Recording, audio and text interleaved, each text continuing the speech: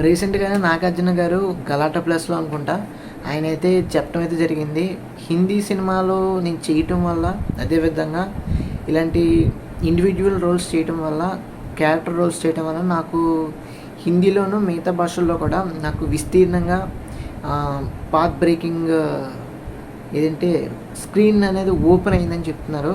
ఆయన అపియరెన్స్ అనేది చాలా ఎక్కువగా అందరికీ విస్తీర్ణంగా షేర్ అయ్యే విధంగా, కనిపించే విధంగా, అపియరెన్స్ అయ్యే విధంగా ఆయనైతే ఈ మాటలైతే చెప్పడం జరిగింది. సో డెఫినెట్‌గా 'నాగార్జున' గారు హిందీలో చేయటం వల్లే హిందీ ప్రేక్షకులకు కూడా 'నాగార్జున' గారు ఎవరో తెలిసింది. అదేవిధంగా ఆయనకి ఏదైతే ఫర్దర్‌గా అప్‌కమింగ్ పాన్ ఇండియా సినిమాలు ఉంటాయో అక్కడ కూడా కలెక్షన్స్ బ్రేకింగ్ అయ్యే అవకాశం అయితే, సువర్ణ అవకాశాలు అయితే ఇలాంటి సినిమాల ద్వారా అవుతుంది. సో డెఫినెట్‌గా హిందీ సినిమాల్లో 'బ్రహ్మాస్త్ర' అనేది చాలా మంచి పాట అని చెప్తున్నారు ఈయన.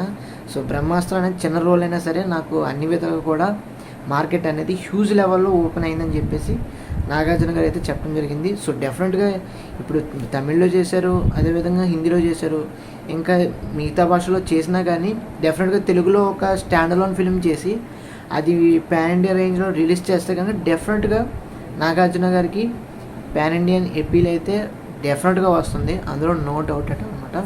సో అది ఓవరాల్‌గా అప్డేట్ అయితే మీకు నచ్చితే తప్పకుండా మన ఛానల్‌కి సబ్స్క్రైబ్ చేసుకోండి.